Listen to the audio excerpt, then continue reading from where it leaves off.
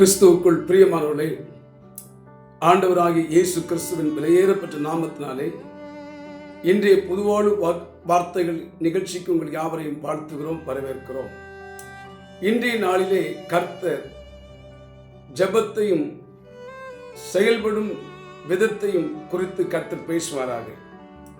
கவனிங்கள். அதற்கு ஆதாரமாக யாத்ராகமத்தின் புஸ்தகம் 14ஆம் அதிகாரம் 15வது வசனத்தை வாசிக்கிறேன். கவனிங்கள். அப்பொழுது கர்த்தர் மோசேயை நோக்கி, நீ என்னிடத்தில் முறையிடுகிறது என்ன? புறப்பட்டு போங்கள் என்று இஸ்ரவேல் புத்திரருக்கு சொல்லு. நீ உன் கோலை ஓங்கி உன் கையை சமுத்திரத்தின் மேல் நீட்டி சமுத்திரத்தை பிளந்து விடு. அப்பொழுது இஸ்ரவேல் புத்திரர் சமுத்திரத்தின் நடுவாக வெட்டாந்தரையிலே நடந்து போவார்கள். அருமையானவரே, இன்றைக்கு ஒரு காரியத்தை புரிந்து கொள்ள வேண்டும். கவனிங்கள்.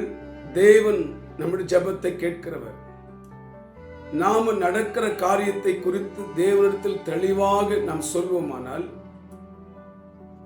நடக்க போகிற காரியத்தை குறித்து, இனி நடக்க வேண்டிய காரியத்தை குறித்து, நடக்க போகிற காரியத்தை குறித்து நமக்கு தெளிவாக திட்டவட்டமாக நமக்கு சொல்வார். இஸ்ரவேல் ஜனங்கள் எல்லாரும் 32 லட்சம் பேர் மோசேயுடைய தலைமைத்துவத்துக்கு கீழாக நடந்து வருகிறார்கள். செங்கடல் அண்டையிலே வருகிறார்கள். வேதம் தெளிவாக போதிக்கிறது. முன்னால் செங்கடல் இருக்கிறது, பின்னால் பார்வோன் சேனை வந்து கொண்டிருக்கிறது. வலது பக்கமும் வனாந்தரம், இடது பக்கமும் வனாந்தரம். ஆயிரக்கணக்கான சதுர கிலோமீட்டர் வனாந்தரமாக இருக்கிறது. இப்படிப்பட்ட வனாந்தரத்தில் எங்கேயும் ஓட முடியாது, தப்பி வைக்க முடியாது. அப்பொழுது திடீரென்று சொல்லி பார்வோன் சேனைகள் பின்னால் வருகிறதை இஸ்ரவேல் ஜனங்கள் கண்டு மிகவும் பயந்து முறையிடுகிறார்கள். மோசே தேவனுடைய சமூகத்துக்கு போகிறார். அவருடைய பாதத்தில் போய் முழங்கால் படியிட்டு அவர் முறையிடுகிறார்.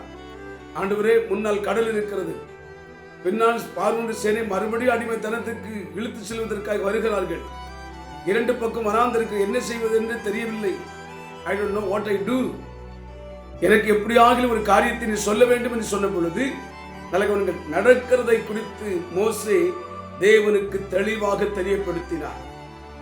ஆண்டவர் சொன்னார், இருக்கட்டும், நீ போய் உன் கையில் இருக்கிற கோலை கடலுக்கு நேராக நீட்டி 2 கைகளினால் கடலை பிளந்து விடு.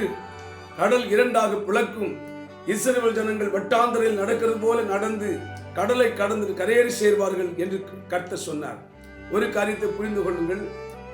நாம் நடக்கிற காரியத்தை நம்முடைய வாழ்க்கையிலே, ஊழியத்திலே, குடும்பத்திலே, பணி செய்கிற இடங்களிலே நமக்கு விரோதமாக அல்லது நமக்கு எதிராக அல்லது நமக்கு நமக்கு இருக்கக்கூடிய தேவைகளை குறித்து எல்லாவற்றையும் தெளிவாக நடக்கிற காரியத்தை குறித்து தேவனுக்கு நாம் தெரியப்படுத்துவோமானால், இனி என்ன நடக்க போகிறது அல்லது என்ன நடக்க வேண்டும் என்பதை கர்த்தர் நமக்கு தெளிவாக தெரியப்படுத்துவார். ஒரு ஆமென் சொல்லுங்க.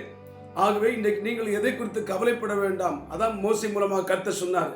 நீங்கள் பைபிள் தெளிவாக போதிக்கிறது. அப்பொழுது மோசே ஜனங்களை நோக்கி, பயப்படாதிருங்கள், நீங்கள் நின்று கொண்டு இன்றைக்கு கர்த்தர் உங்களுக்கு செய்ய ரட்சிப்பை பாருங்கள். இன்றைக்கு நீங்கள் காண்கிற எகிப்தியரை இனி நீங்கள் என்றைக்கும் காண மாட்டீர்கள். அப்போ இன்றைக்கு கர்த்தருடைய பாதத்தில் ஒரு காரியத்தை நாம் தெரிந்து நம்முடைய வாழ்க்கையில் ஆண்டவர் சொல்கிறார், நீங்கள் ஒன்றுக்கு கவலைப்படாதிருங்கள், எல்லாவற்றையும் ஜெபத்தோடு, வேண்டுதலோடு, விண்ணப்பத்தோடு தேவனுக்கு தெரியப்படுத்துங்கள். நடக்கிற காரியங்கள் என்ன வேணும், என்ன தேவை, என்ன கஷ்டங்கள் எல்லாம் தேவனுக்கு தெரியப்படுத்துங்கள். நடக்கிறதை தெரியப்படுத்துங்கள். இனி நடக்க போகிறதை கர்த்தர் உங்களுக்கு தெரியப்படுத்துவார். இனி அவர் செய்ய போகிற அற்புதத்தை குறித்து உங்களுக்கு தெரியப்படுத்துவார். நீங்கள் ஆசீர்வாதமான வாழ்க்கை வாழ்வதற்கு கர்த்தர் உதவி செய்வார். ஆமென். பிதாவை இதை பார்த்து கொண்டிருக்கிற எல்லாரையும் கர்த்தர் ஆசீர்வதித்து, இயேசுவின் நாமத்தில் அவருடைய வாழ்க்கையில் நடக்க போகிற காரியங்கள் எல்லாம் தெரியப்படுத்தி ஆசீர்வதித்தருளும். இயேசு நாமத்தில் பிதாவே, ஆமென்.